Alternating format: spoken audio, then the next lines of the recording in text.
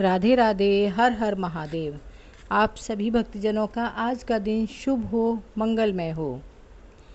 तो आज हम शुरू करते हैं सावन सोमवार व्रत की कथा। सावन सोमवार व्रत का पाठ करने से शिव भक्तों की सभी मनोकामनाएं पूरी होती हैं। मान्यता है कि इसे करने से संतान सुख, मनचाहा जीवन साथी, धन धान्य की प्राप्ति होती है। साथ ही अकाल मृत्यु का भय दूर होता है। यह कथा वैवाहिक जीवन की सुख शांति और स्वास्थ्य लाभ भी प्रदान करती है। तो चलिए शुरू करते हैं सावन सोमवार व्रत कथा। किसी नगर में एक साहूकार रहता था। उसके घर में धन की कोई कमी नहीं थी, लेकिन उसे संतान सुख प्राप्त नहीं हुआ था, जिस कारण वह बहुत दुखी रहता था। पुत्र प्राप्ति की इच्छा से वह हर सोमवार व्रत भी रखता था और पूरी श्रद्धा के साथ शिव मंदिर जाकर भगवान शिव और पार्वती जी की आराधना किया करता था। उसकी भक्तिभाव से माँ पार्वती प्रसन्न हो गईं और भगवान शिव से उस साहूकार की मनोरथ पूर्ण करने की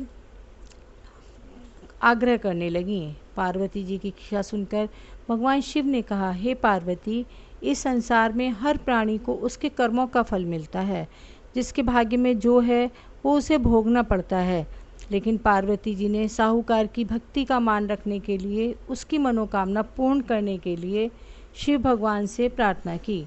माता पार्वती के आग्रह पर शिव जी ने साहूकार को पुत्र प्राप्ति का वरदान दिया, लेकिन साथ ही यह भी कहा कि इस बालक की आयु केवल 12 वर्ष ही होगी। माता पार्वती और भगवान शिव की बातचीत को सुनकर साहूकार चुप सुन रहा था, जिसे सुनकर ना तो उसे कोई खुशी हुई और ना ही दुख। वह पहले की तरह ही शिव जी की पूजा करता रहा। कुछ समय के बाद साहूकार को पुत्र की प्राप्ति हुई। जब वह बालक 11 वर्ष का हुआ तो उसे पढ़ने के लिए काशी भेजा गया।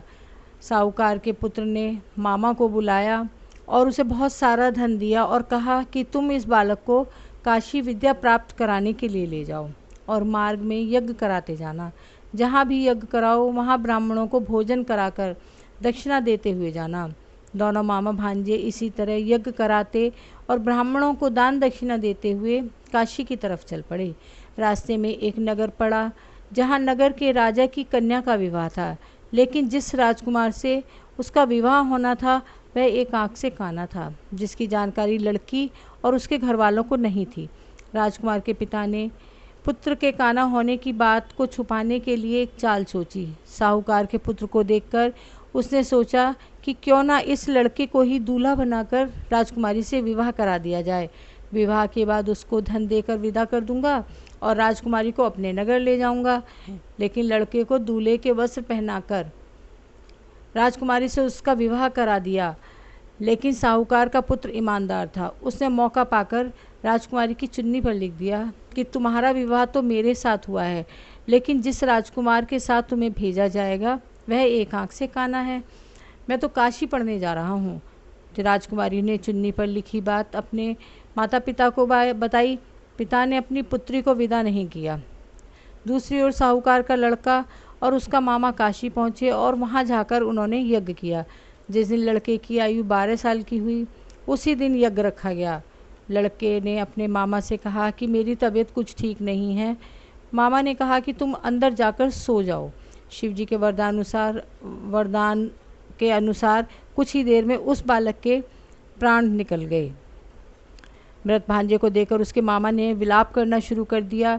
संयोगवश उसी समय शिव जी और पार्वती जी वहाँ से जा रहे थे। पार्वती ने भगवान से कहा, स्वामी, मुझे इसके रोने का स्वर सहन नहीं हो रहा, आप इस व्यक्ति के कष्ट को अवश्य दूर करें। जब शिव जी मृत बालक के पास गए तो वह बोले कि यह उसी साहूकार का पुत्र है जिसे 12 वर्ष की आयु का वरदान दिया। अब उसकी आयु पूरी हो चुकी है, लेकिन मातृभाव से विभोर माता पार्वती ने कहा कि हे महादेव, आप इस बालक को और आयु देने की कृपा करें, अन्यथा इसके वियोग में इसके माता पिता भी तड़प तड़प कर मर जाएंगे। माता पार्वती के आग्रह पर भगवान शिव ने उस लड़के को जीवित होने का वरदान दिया। शिव जी की कृपा से वह लड़का जीवित हो गया। शिक्षा समाप्त करके लड़का मामा के साथ अपने नगर की ओर चल दिया। दोनों चलते हुए उसी नगर में पहुँचे जहाँ उसका विवाह हुआ था। उस नगर में उन्होंने यज्ञ का आयोजन किया। उस लड़के के ससुर ने उसे पहचान लिया और महल में ले जाकर उसकी खातिरदारी की और अपनी पुत्री को विदा किया। इधर साहूकार और उसकी पत्नी भूखे प्यासे रहकर बेटे के आने की प्रतीक्षा कर रहे थे। दोनों ने प्रण लिया था कि यदि उन्हें अपने बेटे की मृत्यु का समाचार मिला तो वह अपना शरीर त्याग देंगे, परंतु अपने बेटे के जीवित होने की बात सुनकर वह बेहद प्रसन्न हुए।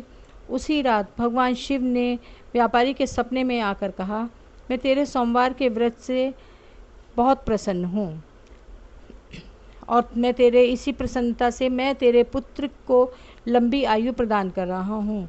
इसी प्रकार जो कोई सोमवार व्रत करता है या सुनता है उसके सभी मनोरथ दूर होते हैं। बोलो हर हर महादेव। ओम जय शिव ओंकारा, स्वामी जय शिव ओंकारा, ब्रह्मा विष्णु सदा शिव अर्धांगी धारा। ओम जय शिव ओंकारा, एकानन चतुरानन पंचानन राजे, स्वामी पंचानन राजे, हंसासन गरुड़ासन वृषवाहन साजे। ओम जय शिव ओंकारा, दो भुज चार चतुर्भुज दश भुज अति सोहे, स्वामी दश भुज अति सोहे, तीनों रूप निरखता भुवन जन मोहे। ओम जय शिव ओंकारा, अक्षमाला वनमाला मुंडमाला धारी, स्वामी मुंडमाला धारी, त्रिपुरारी कंसारी करमाला धारी। ओम जय शिव ओंकारा, श्वेतांबर पीतांबर वाघांबर अंगे, स्वामी वाघांबर अंगे, सनकादिक ब्रह्मादिक भूतादिक संगे। ओम जय शिव ओंकारा, करके मध्य कमंडल चक्र त्रिशूलधारी, स्वामी चक्र त्रिशूलधारी, जग करता जग भरता जग करता। ओम जय शिव ओंकारा, ब्रह्मा विष्णु सदा शिव जानत अविवेका, स्वामी जानत अविवेका, प्रणवाक्षर के मध्य ये तीनों एका। ओम जय शिव ओंकारा, त्रिगुण स्वामी जी की आरती जो कोई नर गावे, स्वामी प्रेम सहित गावे, कहते शिवानंद स्वामी मन वांछित फल पावे। ओम जय शिव ओंकारा। हर हर महादेव। आपको ये वीडियो पसंद आई हो तो लाइक शेयर और सब्सक्राइब करें। कमेंट में हर हर महादेव ज़रूर लिखें और फिर मिलते हैं अगली वीडियो में। हर हर महादेव।